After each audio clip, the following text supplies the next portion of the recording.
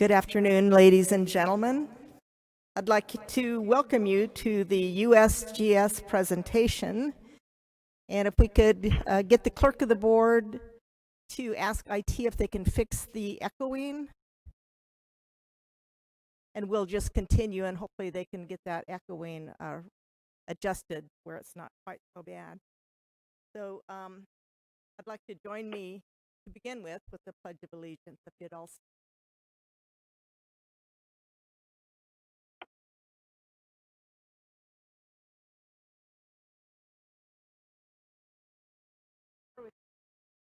one nation, under God, indivisible, with liberty and justice.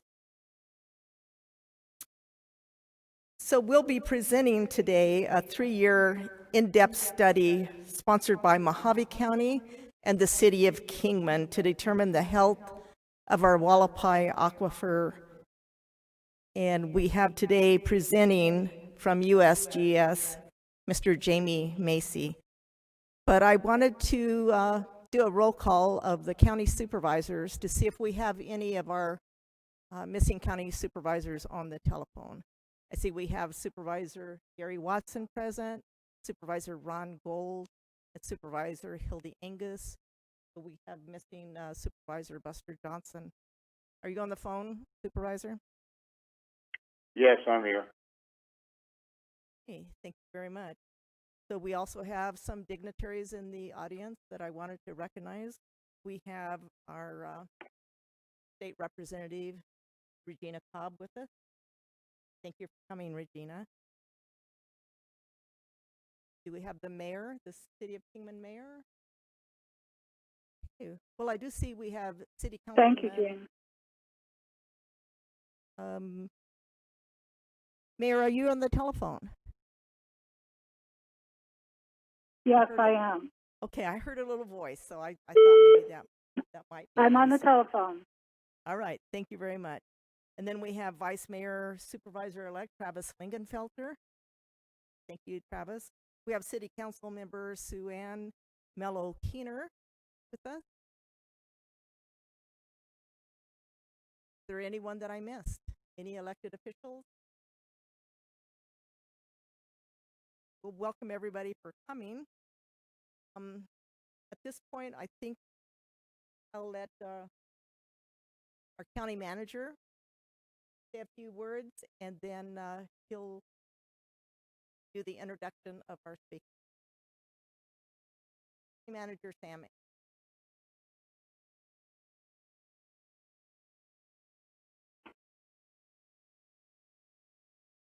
Good afternoon and welcome.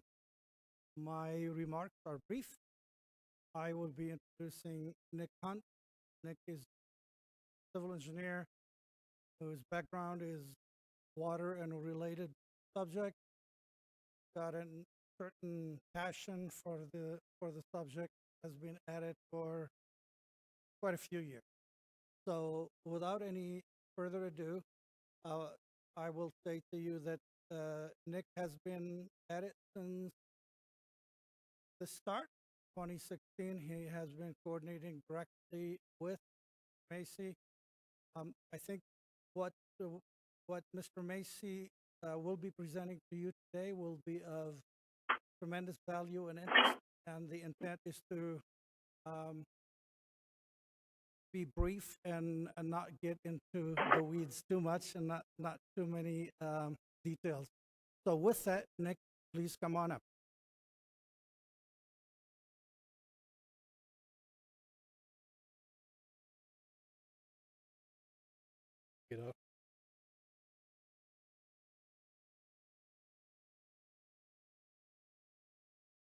Madam Chair, Board of Supervisors, Madam Mayor, City Council, I'm Nick Hunt, a professional engineer with Mojave County. I would like to introduce the USGS project presentation and give a brief background. The Hualapai Basin Groundwater Monitoring project was initiated by Mojave County and the city of Kingman in 2017. This project will provide a hydrologic modeling tool for the evaluation of the groundwater discharges and the mitigating measures. I wish to note that Mojave County worked with the USGS throughout the study and contributed data to it. I want to briefly touch on the background, the purpose, and the future use of this project. So due to the expanding water withdrawals by large-scale agricultural operations, this study was initiated in 2017 to address the increasing water budget deficit that's in the Hualapai Valley groundwater aquifer. So the groundwater budget deficit, as most of us know, is defined as the difference between discharge and recharge.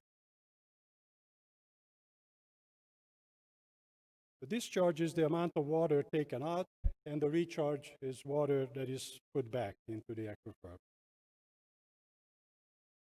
So when we started this study, the main concern was the rapidly increasing water budget deficit in the aquifer. This was the result of large-scale agricultural operations. So just give you some rough numbers. Back in 2012, the Hualapai Basin aquifer had a water budget deficit already. That was about 5,600 acre-feet. And I'm quoting the USGS study at that time, which was, I think it was the most accurate, best available data. And in 4 years, by 2016, that water budget deficit increased by 32,000 acre-feet, so it went up to 37,600. And these are estimates. And this is based on the ADWR study that was published in 2017. So as you can see, from 5,600 going up to 37,600. But the real concern was that future predictions by the large-scale farming operations indicated that the annual water budget deficit may grow over to 100,000 acre-feet per year in the next 20 years. So that was the concern when we started the study. The main objective of this USGS groundwater hydrology model was to develop the best available engineering tool for the assessment of the groundwater condition. And I want to emphasize that this is not just a one snapshot. It is, but it's not just that, it's more. It will be used as a tool in the future. This groundwater model will enable us, first, to assess the impact of increased water pumping and withdrawals, and second, to predict the effectiveness of mitigating measures, such as groundwater infiltration and recharge projects. The hydrologic model will provide a tool for the prediction of future conditions. We will be able to predict the magnitude of water level decline and the anticipated time for the decline in specific areas of the basin. In the future, as conditions change with time, the model will be recalibrated to maintain prediction accuracy. The model will enable the policymakers to make long-term management decisions, and it will benefit all water providers and users, including the city of Kingman, Mojave County, residential, industrial, and it will benefit all the agricultural users. And Has it will be joined the available. conference. So with that, I would like to turn it over to Jamie Macy, USGS Supervisory Hydrologist, and his team for their presentation. The study has been completed. It hasn't been published, but it has been completed. And both Jamie and I will be available for questions afterwards. Thank you.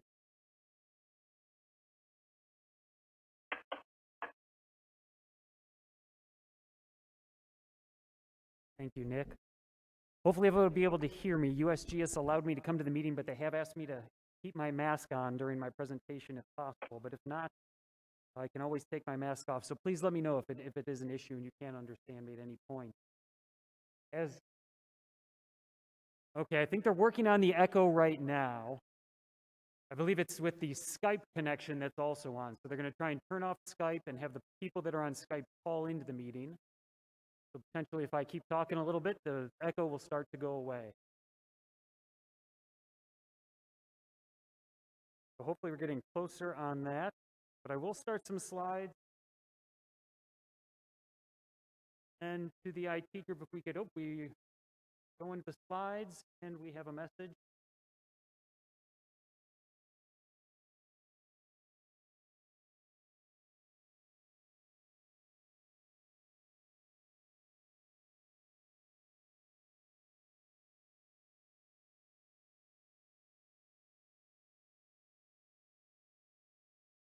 Okay, so we're going to wait about 5 minutes here. They're going to try and reconnect Skype and keep things going. But I'll just give you a little background here at the USGS and how we got started on this.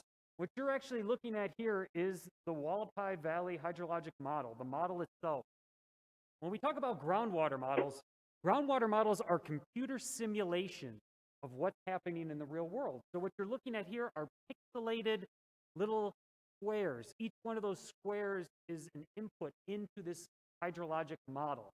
And we can use this model to understand what's happening with groundwater resources. It's important to understand that the USGS, we're a data agency. We provide information to the folks here. And so thank you, Madam Chairwoman, Mayor Miles on the phone, state representatives, City Council, all the supervisors for having us here as the USGS present this information about this particular computer simulation to help all of you provide information to you to make water resource management decisions here on the landscape. And we know these water resource management decisions are quite important for Kingman, for Mojave County, for all the surrounding communities. Sounds like maybe that echo is going away. Okay, good. We're done with the echo. Okay, we'll move on then into the presentation. So once again,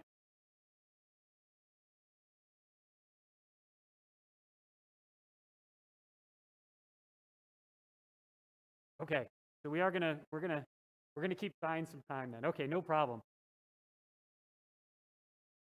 Okay, I'll give you all the secrets then of the model right now while no one else can hear us. But again, this is a computer simulation, and we've met with some of the technical folks here at Mojave County and City of Kingman to talk about the technicalities of those computer simulations, the behind the scenes, what goes on. We're not going to talk about that today.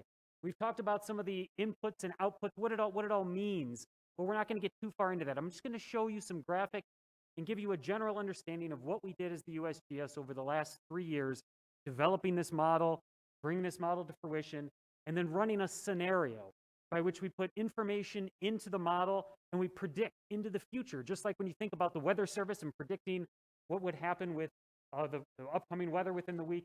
We predict what happens with the groundwater levels over time by knowing what's happened in the past, the way the groundwater behaves, and then what can potentially happen into the future based on the information that we put into the model. So all of that comes together into this groundwater model, and you're looking at this simulation here. Let's see if I get this, the pointer is working. Just want to point out some areas. We are down here in Kingman. This would be called the Kingman Subbasin. A very important feature that I'm going to mention quite a bit today is the Long Mountain area, and that's located here.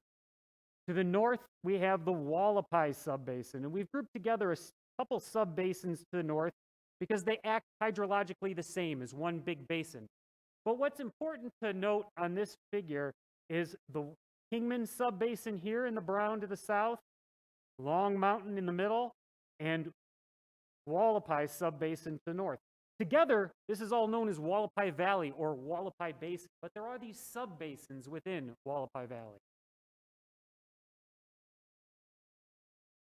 The other colored areas that you're seeing on this particular figure are areas where there are agriculture farms and where there are pumping going on in the aquifer system, where water is actually coming out of the aquifer. And you'll see that throughout the talk as we go. As soon as we get the okay from IT that we're okay to keep talking to the public. But nonetheless, I also want to mention, and I'll mention him again as we get started, is Jake Knight is the person working on this groundwater model with myself. Jake has been working on groundwater models here in Arizona, across northern Arizona. He's worked on studies that deal with the Secretary of Interior and withdrawals of land for uranium exploration. Jake has worked on models for the Hualapai tribe in one basin over in Truxtun Valley. And in that valley, he's worked on another groundwater model that's being used for water rights issues with the Hualapai tribe. And in this case, it's the Hualapai Valley Kingman area that he's worked on another model. So Jake is an extensive modeler across Arizona. He has a strong understanding of the geology and the hydrology here in Arizona. And I just want to make sure I highlight, unfortunately, Jake couldn't be here today. We had one representative coming from USGS, but I just want to make sure that Jake is recognized for the hard work that he's put into this model. And we're not quite there, it looks like. So in addition to that, when I talk about some of the technical terms, there aren't going to be a lot of technicalities except for groundwater movement. And one of the things to watch, there'll be a slide that shows some movement of water, is water naturally moves from the Kingman subbasin north, and it's connected by a thin veil of alluvial aquifer between the Kingman subbasin, connected to the Hualapai subbasin, and eventually groundwater moves its way slowly north to the Lake Mead area. Okay, and we are good to go. So we started this project, as Nick Hunt had said, expanding groundwater withdrawals in Hualapai Basin and affecting the Kingman municipal water supply. We assessed the impacts of those additional groundwater withdrawals and enhanced recharge basins. And I will talk about some efforts that the city and the county are doing with enhanced recharge basins. And there were two approaches that we put together as the USGS. We looked at monitoring the aquifer and modeling the aquifer. So I will talk about both of those today. I just want to make sure that we have an understanding. As Nick had said, this was work the USGS has been working on as a part of the Arizona Department of Water Resources Rural Watershed Initiative back in 2007 to 2013. That laid the foundation. Those studies laid the foundation and the information that we needed to be able to produce this model that we have today. So it's been a long-standing study here with the USGS, Arizona Department of Water Resources, that started all the way back in 2013, looking at changes in groundwater levels in Hualapai Basin, the withdrawal changes, the water budget, as Nick had talked about, and the deficits of water, the geometry of the basins, the sediments in the basins, and then this numerical model now is a culmination of all of this work. As I said, we start with monitoring. In the USGS, we monitored 4 sites in Hualapai Basin. The city of Kingman down here to the south. As I said earlier, Long Mountain, right about in this area here, hard to see on the map, but some locations just north of Long Mountain and some locations south of Long Mountain. 4 areas that the USGS, we deployed pressure transducers, an instrument inside the well that is recording the water level every 15 minutes. And we're able to collect that data over time. So we're collecting information real time on the ground as to what's happening with the water levels in the Kingman subbasin. In addition to that, the USGS, we use gravity, the same gravity that holds us onto the surface of the earth. We monitor that gravity and it tells us about the changes in the ground. And those changes are water changes. Now what's important on this plot here is we saw some water level changes in the Kingman area. There's a red dot there. The red dot is about 2 feet of water level change. That's 2 feet of standing water that's changing. That's important to us because we know that there are water level changes in the Kingman subbasin. There's a municipal supply well system there, and we expected that. So very much what we have expected to see. Nothing out of the ordinary here with gravity. One of the nice things about this technique was we measured gravity back, if you can see up there, all the way in 2009 we started these measurements with gravity. And we can compare those measurements over time. So this is 10 years of gravity measurements, all encapsulated in one plot. So we didn't see much other than what we expected, which was declines in the Kingman area. But one of the things that was interesting is we know that over the last 10 years we've had a drought. And this is where Truxtun Wash comes into Hualapai Basin. And there were also some declines in that area. Typically, if it was very wet times, we would expect Truxtun Wash to bring water into Hualapai Valley, and we would see some increases in water levels in those areas. But knowing that we're in a drought, we did not see any of those increases. In fact, we saw decreases of water in those areas. So again, what we would expect from these types of measurements, knowing that we're in a drought. So it confirmed a lot of what we've been doing in the basin, but again, a way that we can monitor those water level changes in the basin. Now we're going to talk about the model. And the purpose of this groundwater model was to forecast the effects of groundwater withdrawals and enhanced recharge basins in Hualapai Valley. And those withdrawals come from the municipal side of things, drinking water supply, and the industrial/agriculture side of things. And then the city and the county have worked on some enhanced recharge basins. I show this plot because I want you to know that there's lots of complexity in these models. It's not just simply putting something into a computer, it's building this model, and we run hundreds and hundreds of simulations. All these little lines are hundreds of simulations that we're running that all come together to the best model, giving us the best forecast that we can show. So we're using lots of complexity in these models, but ultimately trying to simplify it down to a model that works, that best represents the system, and that we can explain to all of you. So the end product is a mixture of simplicity and complexity. It has lots of inputs, but ultimately it helps us to predict what's going to happen into the future.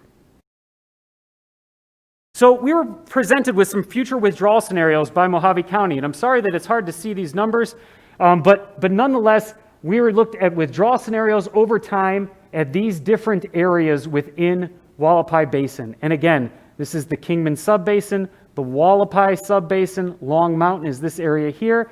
And these areas represent agriculture firms, farming areas within the Hualapai Subbasin and the Kingman Subbasin. And so Nick Hunt and Mojave County used the best information that they could gather from the farmers to present the possible water use over time. And for our simulations max out at about 128,000 acre-feet of water per year. And I'm going to show that, and that's over time. We did that over a series of different time steps. 2019, 2024, and 2029 were the different time steps of when we instituted different amounts of water into the system to best simulate.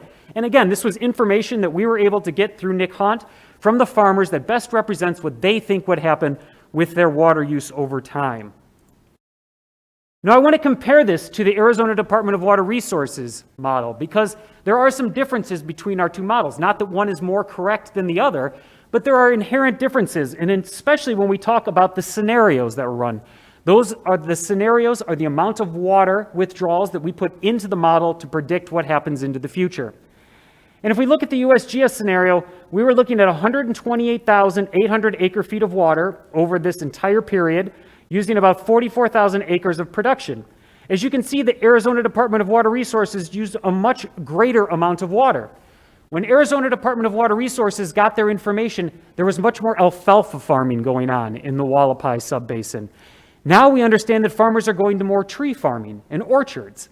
So it's a different type of water use. At the time, Arizona Department of Water Resources was using the best information they had, with about 57,000 acres in production, much of it being alfalfa, so there's a much greater water use. Our understanding now, with the help of Nick and the county, is that there's closer to maybe 44,000 acres in production and only about 128,800 acre-feet of water being used out in the year 2030. So that's important when we think about these two different comparisons, and we'll come back to that at the end of this presentation. We also looked at enhanced recharge basins. And so here's the city of Kingman. There's a series. Each one of these little squares is one of the recharge basins. One of the most important, though, is this 1,200 up here at the top. That is the city of Kingman's treated wastewater recharge. So that's actual real water that's always going into the aquifer system at about 1,200 acre-feet a year. What we had to do in this model simulation was we had to put in that each of these basins would be full all the time. We know that that's not necessarily true all the time because we don't get rain all the time to fill up the basins. But what we do know is that the Kingman treated wastewater will continue to go into the water here in the top, and we can hope that these recharge basins reach their maximum potential each year and fill that aquifer as best they can. And we can show some of those results. I'll show you later how those enhanced recharge basins do help with water levels in the Kingman Subbasin and in Hualapai Valley as a whole. So this simulation is going to start going through looking at the groundwater changes over time. And this steps through each year over time between now and the year 2060.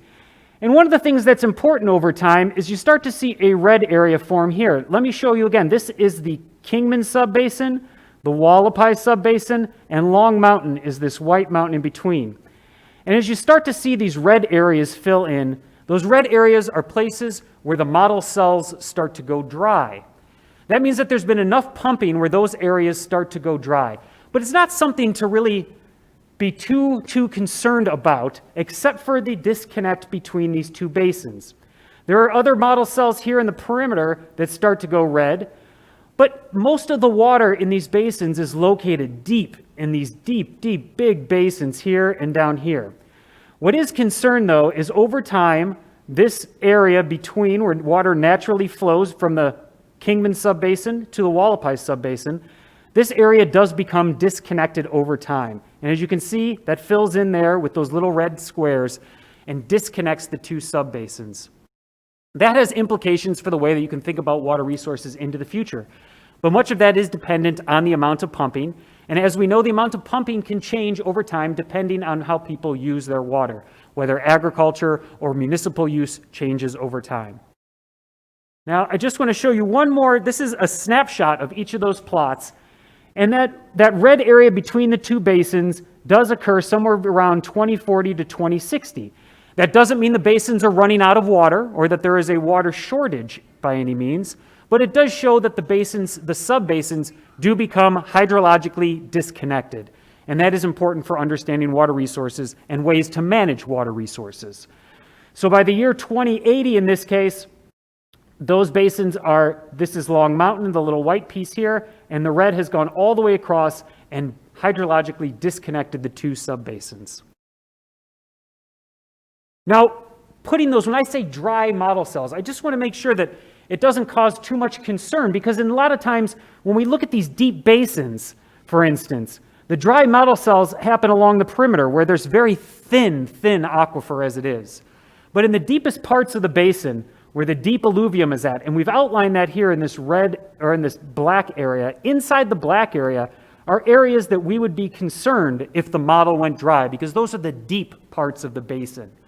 In this case, the place that goes dry, as I said, is right here in between Long Mountain and the perimeter, which is that divide between the Kingman subbasin and the Hualapai subbasin. But overall, the deepest parts of the basin do not go dry. So that is very important for understanding our water resources. Again, showing that plot, here is that area where those disconnects the Kingman subbasin from the Hualapai subbasin. But again, the basins still hold water within them. They just become hydrologically disconnected. Now, when we talk about the timing of the Kingman subbasin and water level declines, Arizona Department of Water Resources uses their adequate water supply of an average of 1,200 feet below land surface, measuring that water as the average water level 1,200 feet below land surface. And they predicted that based in the Kingman subbasin, by the year 2080, that water level in their scenario A would be reached in the year 2080, and in scenario B, where there was even more water coming out of the aquifer, by the year 2078. And that caused some great concern. What we're here to say right now with the USGS scenario is that when we did some simulations, is by the year 2050, we were only about 650 feet or so below land surface, and by the year 2080, 750 to 850 feet below land surface. We are working with the county and the city to run our model out even further. But based on some preliminary estimates looking at our model, is that there is getting close to 100 plus years of water available in the subbasin. Again, we are working with the county and the city to run this out further than 2080. But according to our model, we were only at around 800 feet below land surface in the year 2080, whereas ADWR's model was down at 1,200 feet below land surface in the year 2080. So what that tells us at the USGS is you have some time. Now again, so much of this is important to understand the amount of water that is being used in the basin itself. As you saw in the ADWR scenario, they are using quite a bit more water, and then these numbers come down to the year 2080, getting below 1,200 acre feet. But with the numbers that Mojave County provided and seem very realistic as to the use that the farmers may have for the withdrawals, we're looking at the year 2080 and water level still only about 800 feet below land surface. You've got some time to be able to work on water resources and what needs to be done. Now, this is the way our model, when we look at our model, again, lots of simulation runs, that's all the little gray lines.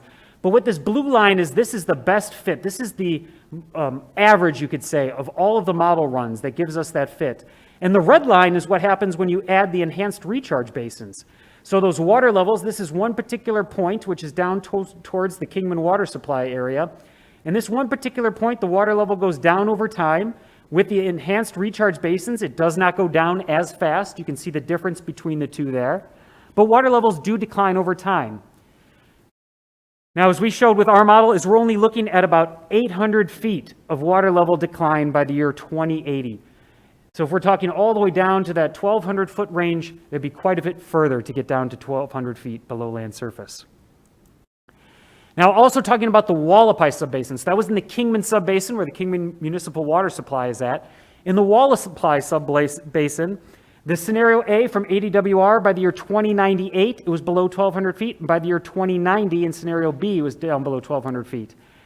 Our USGS simulations are showing by the year 2080, you're just at about 700 feet below land surface. So much slower declines, again, different groundwater use going on in the basin and our scenarios at the USGS versus the ones that ADWR has created. We also have some differences within the way that the model was developed, the geometry of the model, the actual way that the inputs, the parameterization as it's called, was done in the modeling. But overall, we're not trying to say that the ADWR model was a bad model. But overall, what's important in this situation is understanding the pumping, the withdrawals that are coming out of the basin. And the agriculture withdrawals are very different between the ADWR scenarios and the USGS scenarios. And much of that, again, I just want to harp on, much of that difference between our scenarios is because Nick Hunt and Mojave County worked with the agriculture folks to understand what kind of needs they had for farming and what they thought they were going to use over the next 50, 60, 100 years of water use. That's very hard to predict as a farmer, though. You don't know what's going to happen with the climate and how much water you need. So it's always important to go back and address these to understand what kind of water use is happening over time and how that is changing over time in the basin. So in summary, I want to say that groundwater to wells is overwhelmingly from storage. That means we are in a groundwater mining situation. As Nick said at the beginning of this, it was a net deficit of 5,000 acre feet per year in the basin, and that continues.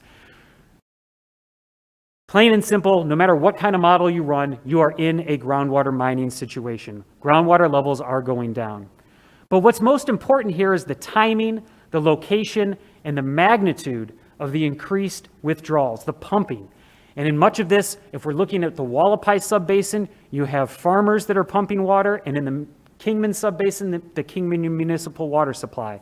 So understanding those changes over time, the magnitude and the timing of those changes is extremely important for understanding and predicting what will happen in the future with groundwater levels. As I showed in that simulation, the Kingman and Hualapai Subbasins will become less hydrologically connected and potentially completely disconnected, which is why we think monitoring is very important in these areas. We've monitored 4 wells in this area, and we hope to continue that, working with the county and the city to continue to monitor those water levels over time, to watch for those changes, so we can give indications when water levels could be getting into grave situations.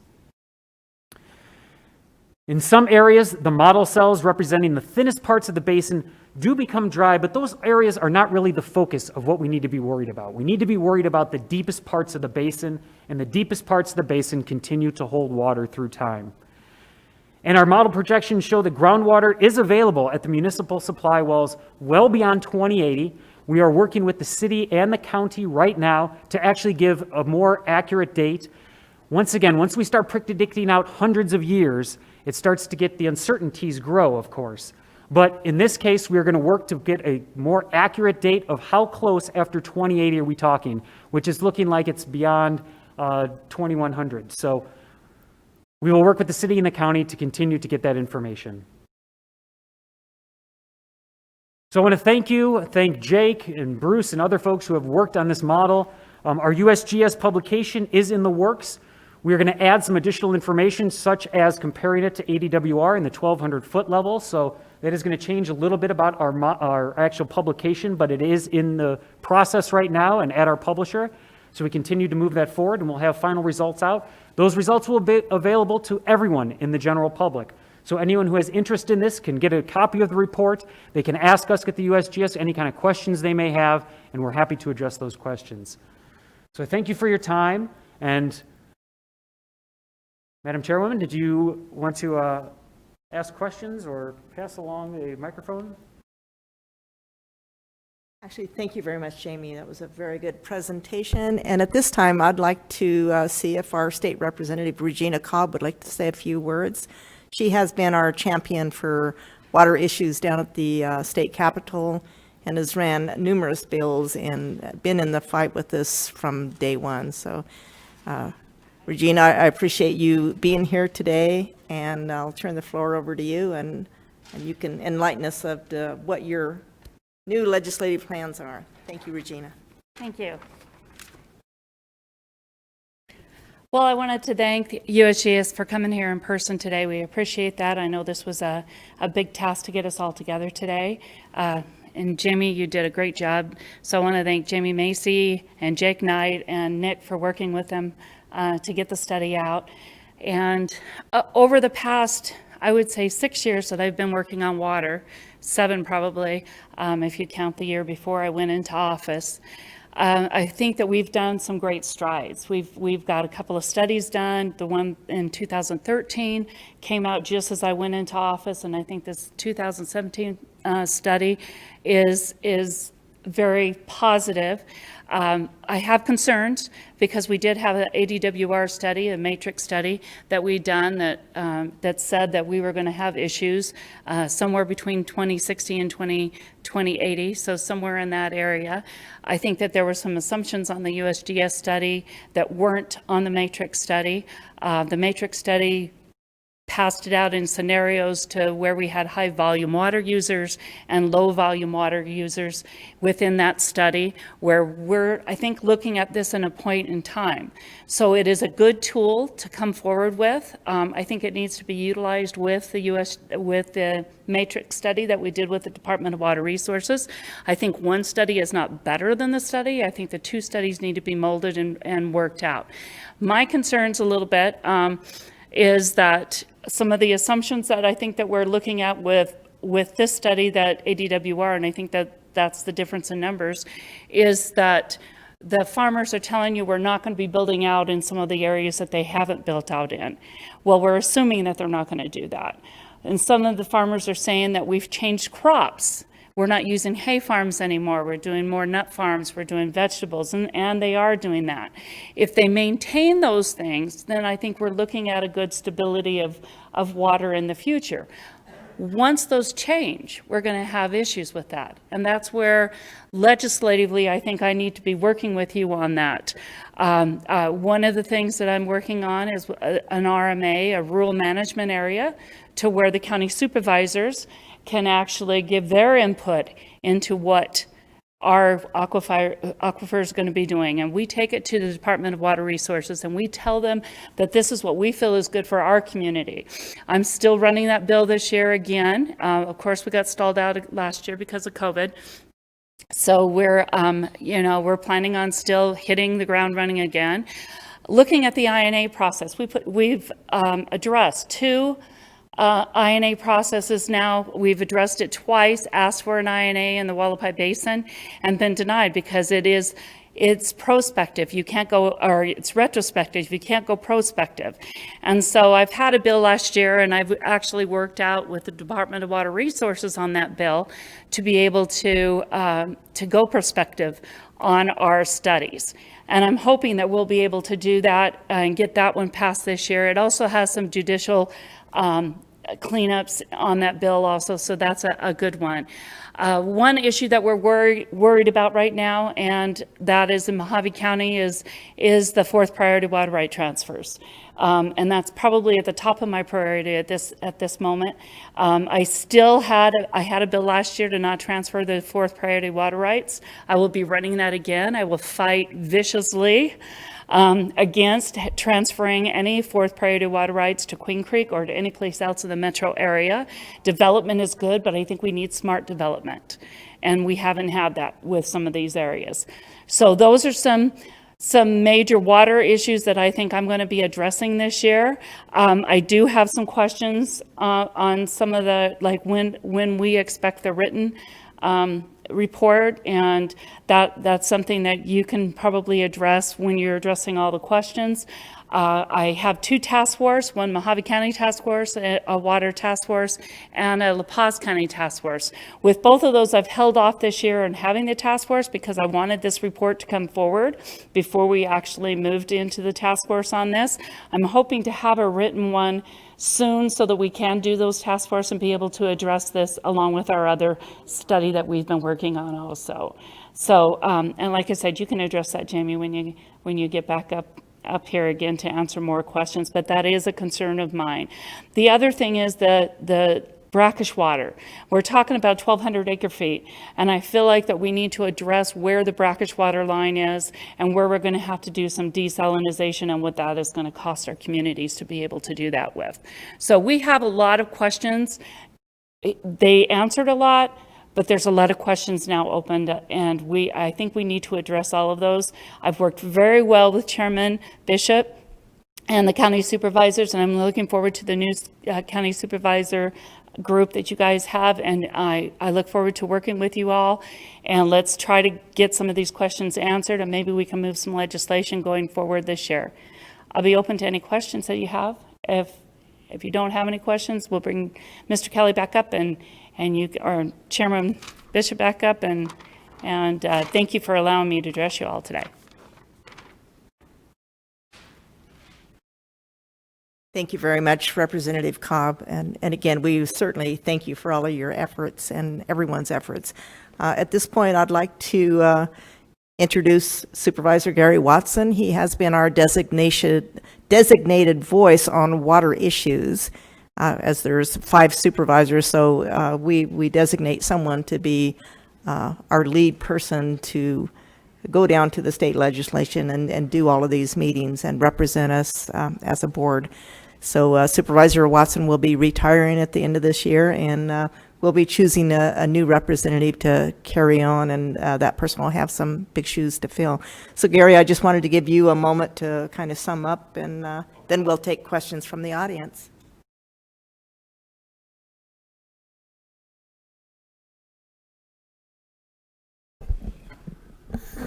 Time is always important. In my case, it's 72 more days. But more broadly speaking, in our water world, what we've seen and what we've learned this morning through the great work of Jamie Macy and Jake Knight is we do have some time. And it's important that we make plans and act with far vision, and act with a certain amount of dedication and constant funding for these projects, because we can't solve the problem, but we can extend the life of the aquifer dramatically by taking action now through Regina Cobb's legislation. We can act with the city of Kingman in our partnership, along with the farming community. The agricultural community is very much in favor of putting together a consortium to work with us. That's going to help immensely. All working together, we can't solve the problem completely, but we can certainly enhance the aquifer a great deal of time in the future. And with that, I'd like to thank Jamie Macy and Jack Knight for this wonderful presentation.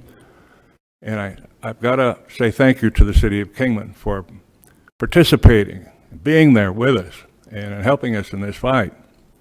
It hasn't been easy over these years, asking for money, demanding attention from Air Department of Water Resources is not an easy thing to do. But believe me, they know who Mojave County is, and they certainly know Regina Cobb, Representative. I'd like to also thank our staff. Nick Hunt's done a wonderful job. When Mike Hendricks, our previous county manager, outlined the functions that we wanted to perform, Nick got right up and right on top of it, and he's got a long-range plan to help solve these problems. And hopefully everyone will listen, everyone will dedicate resources to that end. can't really say enough about Regina. Thank you so much. I look forward to the rural management opportunity, and I'm hoping that on Thursday, when we present our ideas to the County Supervisors Association, that they will again support us in that endeavor. But let me just reiterate one more time. Time is of the essence. Dedication of resources to this problem can certainly help us in the long run. With that, constant monitoring, knowing exactly where we're at, and the endeavors of enhancing our aquifers is key to solving this problem. And that's all I've got. Thank you.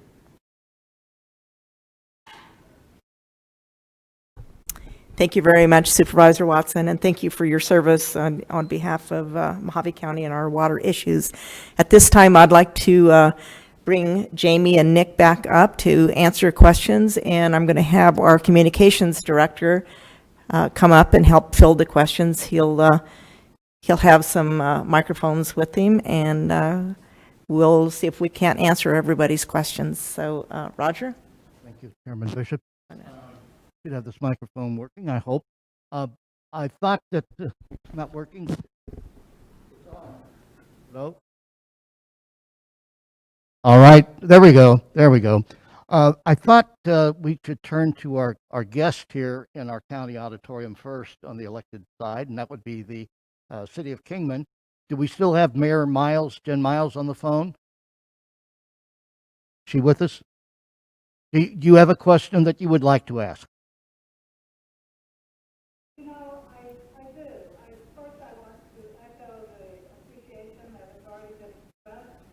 Jamie and to Jack and USGS for their wonderful work.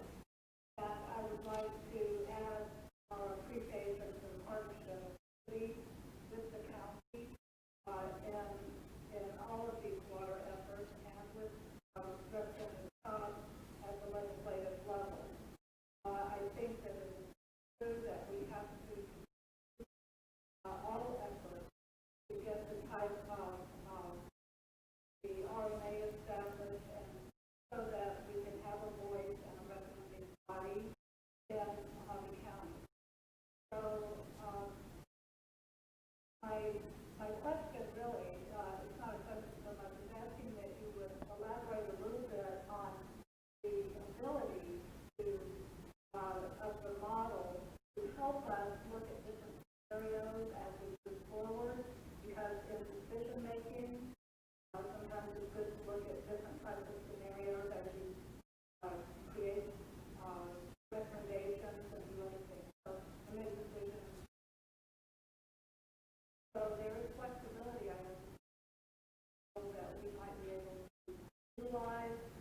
And so this comments a little bit on monitoring and keeping this kind of like a living model as we move forward.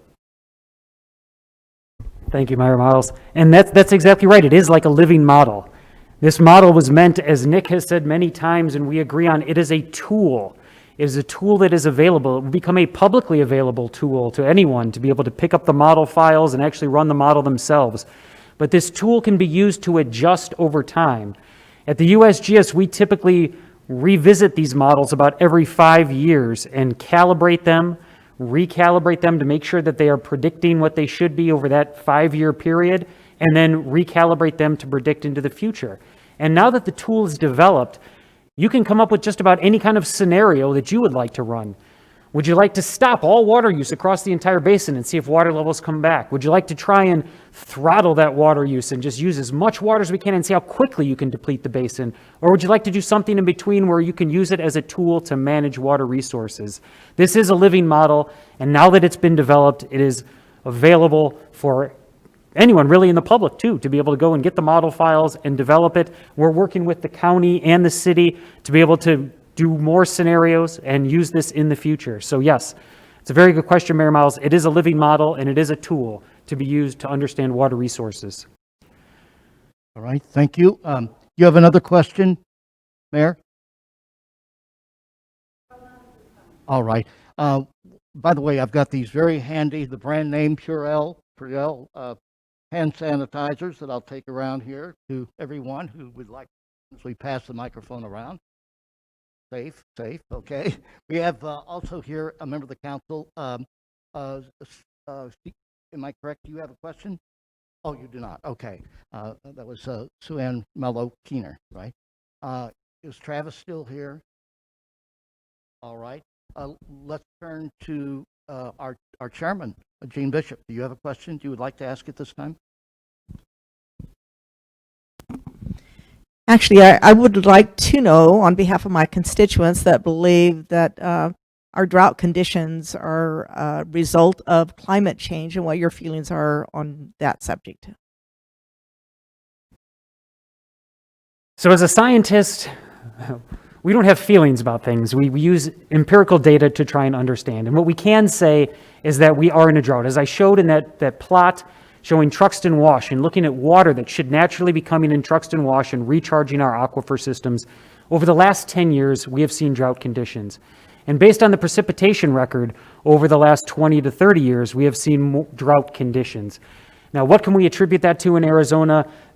People are still working on those types of data sets and to try and understand what we can attribute it to. But we know we are in a drought. And we don't know how long that drought will continue into the future. But we know that we have been in a drought at least for the last 10 plus years. And data that we have shown, were water level data and the gravity data that I showed, supports that we are in those drought conditions and we are seeing water levels decline from natural drought conditions. All right. Supervisor Gould, you have a question?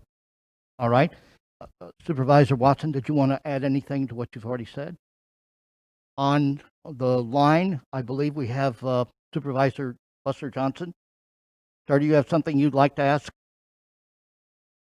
Thank you, Mr. Galloway. Yes, sir. Can you tell me which part of the subbasin the injection wells are in? So those would be in the Kingman Subbasin, correct? And they are in the northern part of the Kingman Subbasin. If you can, are the slides still available online for people to see? That's okay. I don't need to see. I got a good idea from what you're saying. Have you done, or do you know of anybody who has done any kind of study on the influence of the injection wells to an aquifer? Take, for example, the Colorado River, you know, where Las Vegas has been dumping their effluent in. We have, you know, fish who become asexual and mutants and stuff.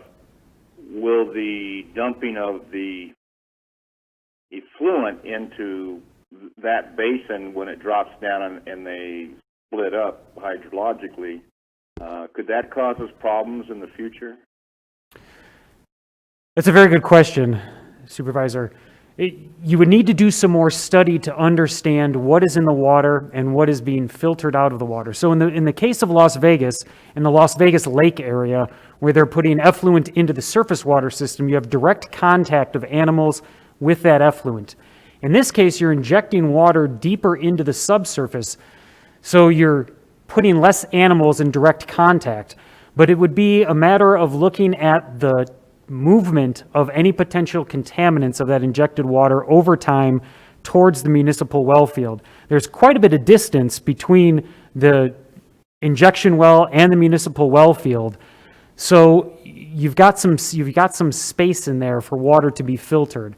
But it would take a specific study, because we do find there are contaminants at the parts per billion level, very, very small level of contaminants that are found in treated effluent. So it would be a matter of actually looking at the treated effluent and understanding what's going into the subsurface and how far it is. You would have to study that, though, to be able to give an answer, a concrete answer on that. The ones I was concerned about that we've had problems with in the past, not from these well fields, but in the Colorado River, have been pharmaceuticals, which seem to be getting more and more popular and going into our groundwater. Is that something that you've tested for in other places, or is that not one of the things that you test for? That is. We do test for pharmaceuticals, as a matter of fact. Contaminants of emerging concern. We look at quite a number of things across the landscape, different types of chemicals, just about anything and everything that you can think of if it's a contaminant. Again, we measure at the USGS down to the parts per billion level. So very, very minor detections, but we do look for pharmaceuticals specifically in waterways, in treated effluent. Treated effluent is a way of the Southwest right now. I mean, that is what a lot of us, many of our communities across the entire Southwest are using treated effluent to recharge our aquifer systems. And so it is something that at the USGS we do test for. We don't test every water system though. We specifically would be looking, again, working with a county or a city to be looking at that specific water system. Do we have, my last question, do we have one big user of water? Is that the farms, or would that be municipal water? Who's the biggest drain on our aquifer right now? Right now, it's a combination of I was looking to see if I have a slide that shows that. It is a combination of the water demand right now in 2019 is between the farmers and the municipal water supply. Those are the two big users of water right now. All right, well, thank you very much, sir. Thank you, Mr. Galloway. Yes, sir. Thank you. Any other elected official that has a question? Did you have one, Travis? Okay. All right. We'd like to go to the audience. If you would, just raise your hand if you have a question you'd like to ask. And if you don't mind, just say your name. All right. Here we go. Yes, sir. Right to you. Feel free to talk into the mic. My name's Wayne Hollins, and I got a couple questions and or comments. I know they're going to transfer water from the Colorado River to Queen Creek. So my question would be, what has Queen Creek done to retain the water that falls on their area before they ask for our water? Are they doing what we do here? It rains and it runs down the wash and leaves the area as quick as it can go with no intervention, no use. And so that would be one question. And the other question or comment is the county has put out a couple nice flyers, which is great, but what are we doing to get the people to do those things on the flyer? So it's great to have the information, but when we're building new houses, developments out there, people come out there, scrape the land, every bit of vegetation off of it, putting their house out there, not revegetating anything. And if anybody knows about anything, bare soil is bad soil. Nothing can sink into it because it has no organic matter in there. And we're not doing anything to cover it and to promote those things. So what can we do to get people to do the things in the pamphlet, which will save a lot of water and make the water infiltrate into the ground where it falls instead of running off and not being used? We should be able to use the water 2 to 3 times at least before it ever leaves anybody's property. And I don't see if that would affect somebody's water rights, because they get if it rains on their property, they got the water that falls in there to begin with. And I think it's not so much a lack of water, although there is a lack of water because we don't get that much rainfall. It's more, what are we doing to retain the water close to where it falls and then filtrate into the ground so it can be used? Because if we're not doing anything near, we're going to meetings and having bills and all that stuff is fantastic. Ain't saved a gallon of water yet. So I'd like to see something done locally here. So I can address on the local standpoint here. This slide, this shows the recharge basins that the county and the city have been working on. And this is a series of 8 basins. Each one of these give the numbers for the total amount. When that rain comes down, some of these are, for instance, the subdivision stormwater basins, the infiltration basins at Kingman Rattlesnake Wash, the Peacock Nuts property basin. They have 8 basins there at Peacock Nuts. The Bank Street High School infiltration project. These are projects where rain that is falling locally gets increased by opening up areas and getting that water down into the ground. So the county is working actively to try and enhance these areas to get that rain, as you're talking about, that falls locally. And most of these projects, as you can see from this map up here, this map is, Kingman is here, and so this is all in the Kingman area to keep that water in that Kingman subbasin close to the area by which the Kingman Municipal Well Field is at. Now, I don't have any information on the Queen Creek area, but if anyone else has any information on what Queen Creek is doing, and anything else that you'd like to add on, Travis? Okay, we're moving over to Travis Lincolnfelter. Hi, thank you. Travis Lincolnfelter, the current vice mayor for Kingman, and I appreciate the inquiry. I can tell you, for when we started this study in cooperation with the county, Kingman's future is looking at all water under something that we called a one water framework. This year, the city adopted something called a one water framework, which looks at all types of water, stormwater, all kinds of water, and taking that into account in all future decisions. We've been working with the private sector, especially in the Rancho, Rattlesnake Wash, Rancho Santa Fe area.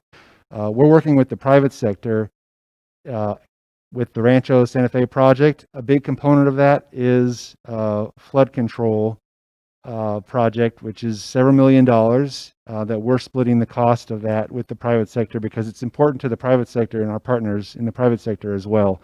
So all of us together, by communicating, we're looking at doing dry wells in the city of Kingman, which is a proven method. Is the recharge wells, these basins. I mean, all these tools are going to help us as a municipality to extend our water supply. We're also looking at siting an additional well in the Sacramento Basin, which is going to help to diversify our water supply. So we need to stay proactive, and the city of Kingman is doing that. And I'm thankful for the partnership of the county and also with USGS and with Regina Cobb, who's leading the charge. Legislative action has to be a part of the solution looking in the future. Thank you. Thank you very much. Another question from anyone? Just raise your hand. Right over here, sir.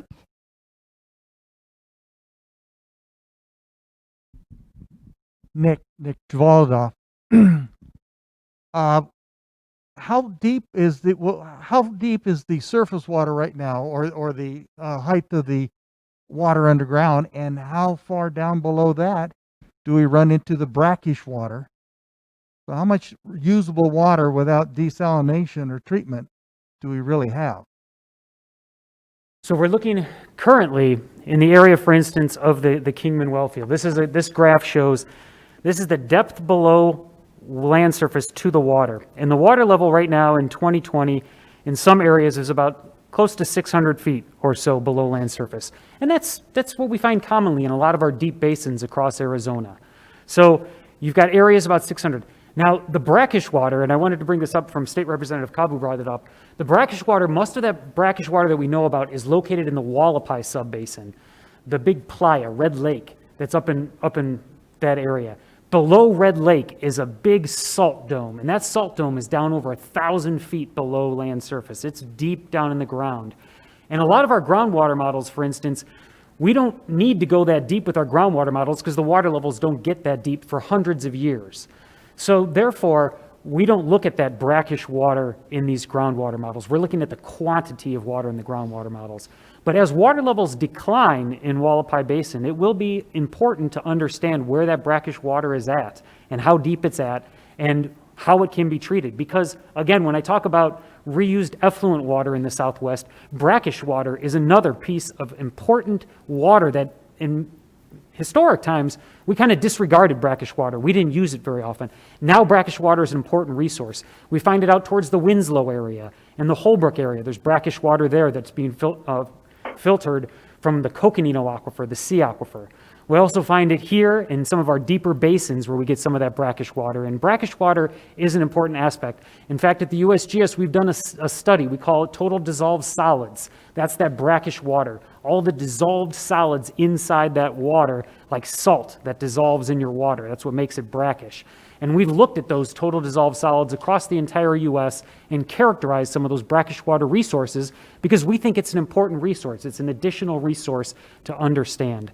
So in the area of Hualapai Basin, really up towards the Red Lake area is where it becomes most important to understand the brackish water, more so than in the Kingman subbasin, but still important at depth to understand what's going on with the water quality.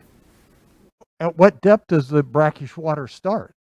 So in Hualapai subbasin, we're looking at below about 1,500 feet, 1,500 feet or so. I don't have a plot with it on here to show exactly where it's at, but it's deep water. It's nothing. For instance, Arizona Department of Water Resources, they're the regulatory agency for water resources, and they set a limit of 1,200 feet below land surface, 1,200 feet below land surface for an adequate water supply. The brackish water is below that. It's deeper than that 1,200 foot level. Okay, thank you. One other quick question. Have any studies been done on the aquifers or the water table in the foothills of the Surbats or the Hualapai Mountains? Or is that water just too transient? So we've done some studies up towards, for instance, the Music Mountains and towards the Grand Wash Cliffs area. We've done studies on the plateau in that area, but not towards the Surbats. Most of the water resources, the deep water resources, are found in the basins themselves. There's water in those fractured rocks, though. You find a lot of shallow wells, for instance, that individual homeowners can use, or for instance, cattle farmers can use to find shallow water resources. But for big, deep municipal water supplies, it's found down typically in the basins. Hi, thank you for the model and for sharing this today. I'm John DeWardy from Peacock Nuts. We're one of the big water users right outside town here, and we're here to cooperate. Nick came to us with Gene and Gary a few months ago and talked about the importance of recharge basins. We're happy to look at, there's some places on our property where it's really easy for us to do something really important. And so we've begun that. And I know Kathy Hicks here has been kind of our community relations person that's reached out. I'm very thankful for your model here. It looks a lot more reasonable than what we saw come out of the matrix model. I will offer, as a farmer and someone who flies in and out of the property, out of the valley every couple weeks, you don't have 10,000 acres of alfalfa in this valley. There's no economic reason to believe you'll ever have 30 or 40,000 acres of alfalfa in this valley. The water's too expensive, the logistics don't work, and to a great extent, the dairy industry is on the decline. So that's a primary user. There are just better places to grow alfalfa, and that was a big disconnect between the matrix model and the work you did today. We haven't had a chance in the ag community or anybody to look at the assumptions in your model. I still think some of them are a little bit strong in terms of acres into agriculture. I still suspect that there's a lot more acreage of the Peacock Nuts property that's slated to ag in your model than is actually realistic because of, I don't know if you in the USGS applied filters for slope or soil type or, is it in the wash where, things on a property that just can't be farmed. Right. And that's really important to get right. So I know this is a first step. I personally believe that we're a long ways from drawing any conclusions about necessary legislation. When you look at the time frames and you look at how much refinement the models had just in the last 6 months from the one that came out shortly ago that was over double the estimated demand on the aquifer than what your model shows. I think a lot more refinement of the model, a lot more definition of the problem. And if you look at the economics of drilling wells and pumping water, our wells are going past 1,200 feet, and we're finding them pushing water up in many circumstances. The best water, most transmissive water you have, from our experience, and we've drilled a few wells now, is below 1,200 feet. And we also have information that we'll be sharing, as long as this process can stay open and constructive and slow down a bit if we're not in a hurry, if we don't have to, put out crazy models to promote legislative efforts that may not be ripe yet. We can share information. There's aquifers and water resources that we're finding that aren't in any of your models and that look fairly abundant, and we'll be characterizing and again sharing information. So please continue to be judicious, continue to provide the best information possible, and when we're engaged, we want to be part of a constructive answer and work with you on this. Thank you. Terrific. Thank you. I just reiterating what State Representative Cobb and Supervisor Watson had said too, is the same thing, is working together on this problem, understanding the water use, because there are changing water use needs as just between the matrix model and, which is the ADWR model, and the USGS model, for Nick to work more closely with the agriculture community to understand what water use is out there and what the needs are, has greatly changes the way that the model predicts. And I very much agree with what you have to say on that. In addition to that, at the USGS, we have a water use group that uses satellite imagery to look at the water use in the particular basin, and then they go out and they field verify by driving around the basins and looking at the particular crops. And Arizona Department of Water Resources partners with us at the USGS to look at that water use within the basins. So they are using, again, satellite imagery and field verification to understand what kind of water use is going on. And just from some of the earlier numbers, as you were talking about in the ADWR model, our water use group looked at some of those early numbers and they said, we're on the ground looking and this is not what we're seeing on the ground. So keeping that open communication as to how much water use is happening in the basin is extremely important. I know when I've talked to Patrick Cunningham before, there's been some interest of even getting, reporting some of the water use. That would help these models to be able to predict into the future if any agriculture groups are willing to self-report how much water they are pulling out of the basin during any given time. All of it helps. All the information only makes these models more accurate. And again, they are a tool. They're here for everyone to use. We hope that the agriculture community will use this tool as much as the other communities will use this tool to help to manage water resources, because water is precious and everyone does need water. All right, Representative Cobb has something additional to add. Thank you for all that information you just gave and how closely you've been working with ADWR, and I want to respond to that. That wasn't a crazy water study. That was a water study done very, very well done at the time it was done. It was done 2 years ago, and this one is the newer study coming out. And both of those, we plan on utilizing both of those studies in our task force and over any legislation that we're talking about. And when we're talking about crazy legislation or crazy water studies, the legislation is not crazy. Legislation is looking at things that we want to go forward with to make sure that we're smart, and not saying we don't want to work with you. Definitely want to work with you and see what that. But when we looked at the original models, they were taking worst case scenario. Yes, hay was one of the scenarios they had, but they also did the best case scenario where we were using vegetables. If you remember during the task force meeting, we brought those out. And so I think what we're trying to do here with the USGS study is to utilize it along with the Department of Water Resources, because when they're looking at this, they're looking at it as a point in time. And where the Department of Water Resources was looking at their study as an overall average, and it wasn't a point. And so we wanted, and I know Nick had been involved in both studies, so he gave the information on both sides. So when we're looking at the studies, and Nick, you might want to respond to that also on the information that you gave the Department of Water Resources and how we had USGS involved in that also. Thank you.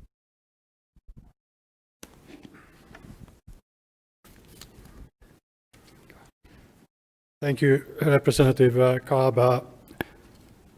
I just, this is very important that the ADWR did an excellent study. At that time, there were different assumptions, and there was different time, and then USGS has also access to more data. I just want to point out, I gave the same information to both, but ADWR at that time, they used different crops and so different topography for the bedrock and things like that makes the difference. But it was a very important study, an eye-opener, and I think it really helped the farmers also to understand. And so if I may say, what do we plan to do in the future?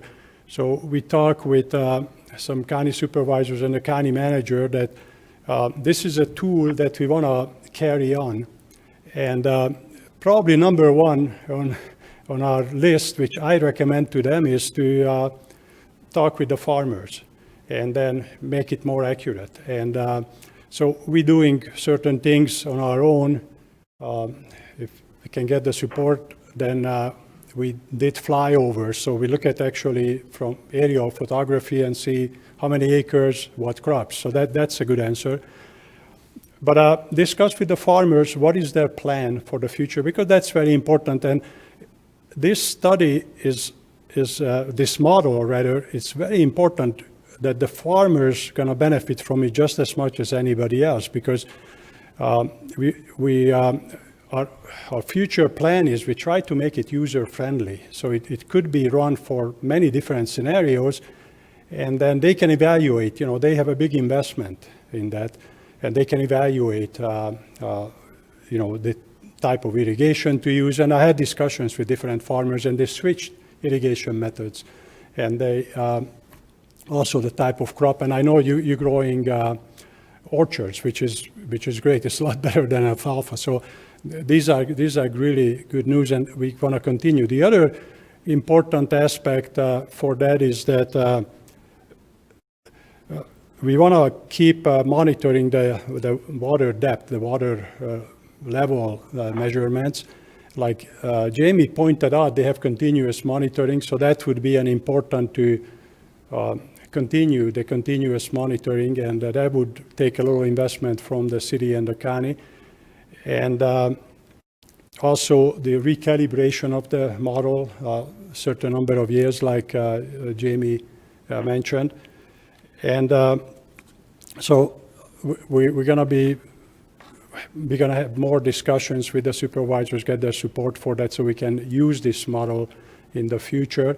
And again, I just want to emphasize the ADWR model was a really good baseline. It was a really good, very, you know, basically the same mud flow model that USGS did, but the assumptions were somewhat different in it. So that's all I wanted to say. Thank you.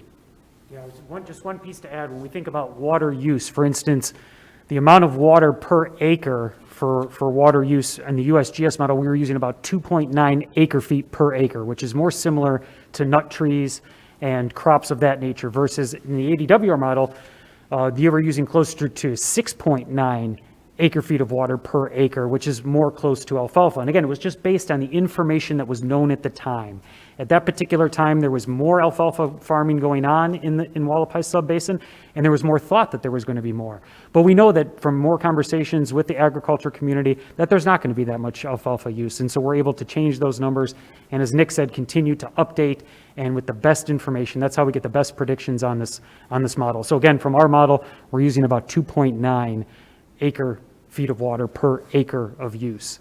And we think that falls more in line with the crops that are currently being grown in Hualapai and Kingman subbasins. All right, before we move to the closing part of today's event, any other questions from anybody here? Raise your hand if there is. Yes, sir. Close to being an elected official, certainly elected by the Board of Supervisors, to the position of our county manager, Sam Elder. Sam.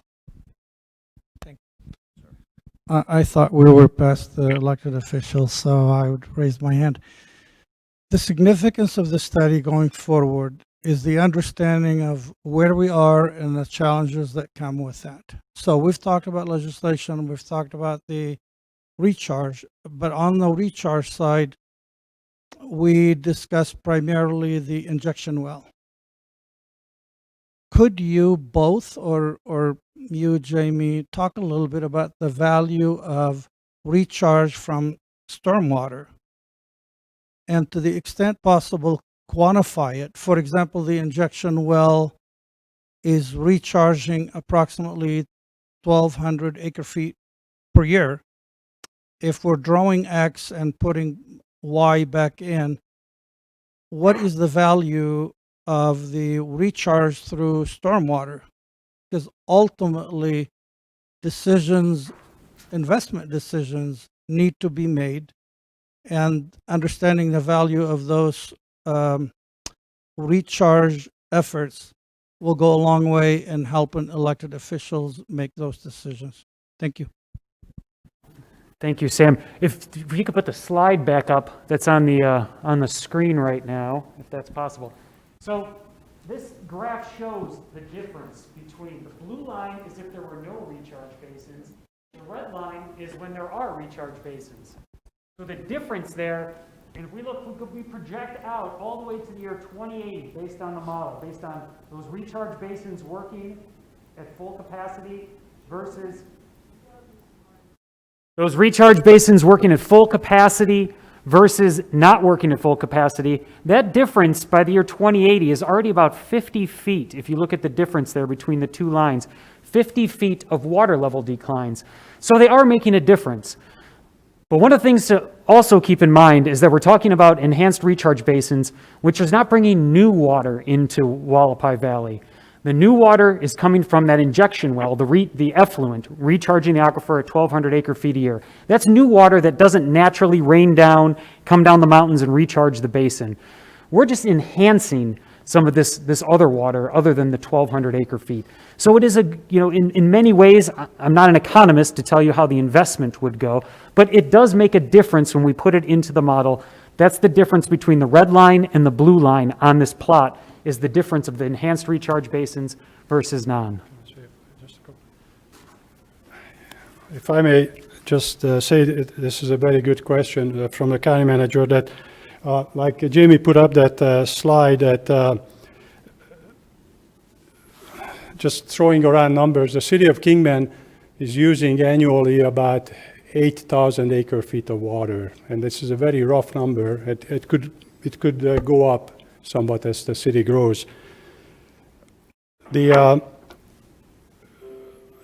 biggest recharge, but it makes the impact, like Jamie pointed out, I don't know if you can put that back, is the city injection well that we're hoping will recharge about 1,200 acre feet. So that's going to make a big dent. That gives a lot of, and it's like Jamie pointed out, the injection well that goes down to the groundwater directly. So that's a sure thing we can count on. Now, the other type of recharge that the county manager is asking is what we thought, well, first of all, what the city is doing, the way I understand, and they know it better, can correct me, but I think the recharge well itself is about $1 million. And then all the other structures and facilities that they have to build, that could be close to another $1 million. So it's not a cheap solution. So I'm very much appreciate the city doing that. But what we are going after is enhanced recharge basins, infiltrations basins. Those are the cheap solutions, or the low-hanging fruits, where we go up towards the foothills where there is not much clay yet, and then don't need a recharge well, but basically just a spreading basin, and the soils have a high hydraulic conductivity, gravel and sand, and the water will go down. And those are secondary, and like Jamie pointed out, those are pretty good estimates, but if we capture those water, right now, most of the water comes from the Hualapai Mountains in the Kingman Subbasin. I'm talking about Kingman Subbasin. Most of it comes from the Hualapai Mountains, some from the Surbet and some from the Peacock, but most from the Hualapais. And most of it runs out to Mojave Wash and runs out towards Red Lake, and then there's a very thick clay layer, and very little gets recharged. So all the recharge occurs at the base of the foothills. And so that's where we thought the other basins, and it's going to be an economic solution. The biggest impact that we can make, and I appreciate the opportunity just to say it, if we can capture part of Mojave Wash. So I looked at it, there is tremendous flow in Mojave Wash, and most of it doesn't get recharged. Most people don't believe that, but that's the fact. It runs out and it's very thick clay layer. And we had water in Red Lake about 10, 15 years ago, but it doesn't get recharged. So if we could recharge Mojave Wash with injection well, that would cost probably around $2 million, and I'm just throwing around rough numbers, but that would go back directly. It could make a similar impact as the city of Kingman treated wastewater. That could make a tremendous difference. It would need quite a bit of investment, quite a bit of money, and maybe there is possibilities to go for grants or some kind of financing on that. And I don't know if I answered the question on recharge, but I appreciate the opportunity talking about it. Thank you. All right. I was going to turn this over to Chairman Bishop. I don't think there are any more questions. Thank you, Roger. Nick, I would like you to go into a little bit of an explanation as to what happens when the Hualapai subbasin separates from the Kingman subbasin, and the recharge water will then stay in the Kingman basin, is my understanding. Is that correct? And yes. Yeah. Thank you very much for that question. And this is very important. Like Jamie pointed out, that in about 20, 30 years, if I'm correct, there will be a separation if the current pumping rate is maintained. There will be a separation between the Hualapai subbasin, which is north of Long Mountain, and the Kingman subbasin. So the Kingman well field is in the Kingman subbasin.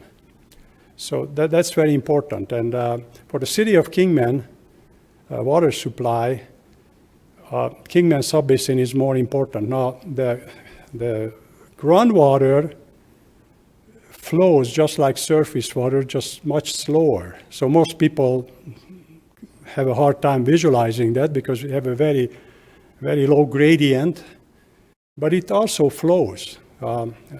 Only one thing I learned in engineering school was that water flows downhill. So that pretty much I can use that. So there's a very little elevation difference. It's a very small gradient, but it flows very slowly, but it takes many, many years. Plus, the alluvium, the formation, in the formation, again, it's a very slow. It takes years for the water to go a certain distance, or it could take many years. So in the Kingman subbasin, right now, we actually have a depression where the Kingman well field is, and then Jamie said it flows into the Hualapai subbasin, but in the Kingman well basin area, there's a depression because they're always running. So if we recharge in close to the well field or in the Kingman subbasin, especially the two subbasins will be separated, then all that water will have, recharge water will have a much larger impact. It will all go, or most of it will go into the Kingman wells. So the recharge even becomes more important. And I want to emphasize the recharge is not going to solve the problem, but it will give extra years. And then if we can add projects like I pointed out, Kingman using 8,000 acre feet, and then treated wastewater is 1,200 recharge. That's a tremendous amount. If we could get Mojave Wash the same amount, we could possibly recharge about 25% of Kingman's consumption. And so because of the hydrology, that water being close to the Kingman well field, it would create a mound there, but it would flow into the depression of the Kingman well field depression. So all our projects that we propose, we have about a dozen areas, are in the Kingman subbasin area because that's what we focused on so far. It doesn't mean that it could not be done, and I'm encouraging the farmers to look at recharge in the Hualapai subbasin as well.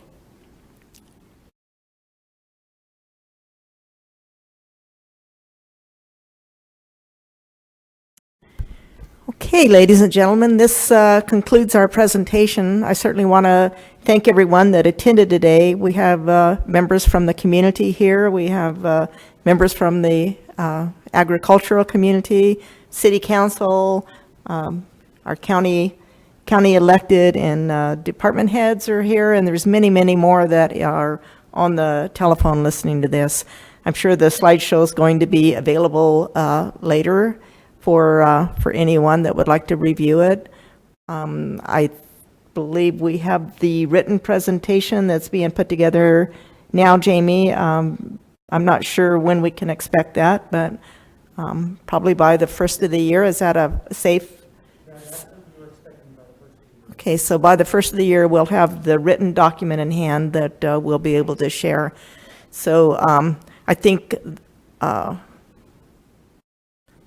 need to thank the farming community for using the latest technology to measure their water consumption and use drip irrigation, and they're using computer technology that probably most of us don't understand or even want to. I think some of the communities are conserving water. I know they certainly are in the water hole areas that Mr. Hollins alluded to, that maybe we need to do more of our part on each individual residential property as well. And your comment, Mr. Hollins, about Queen Creek, what are they doing to conserve? You didn't get that answered, but I think you probably know that answer already. So anyway, thank you all for coming today. This concludes the presentation, and I think we'll all be around for more questions if anybody would like to speak to us. And thank you to the media for attending as well. We look forward to your written articles or your video presentations.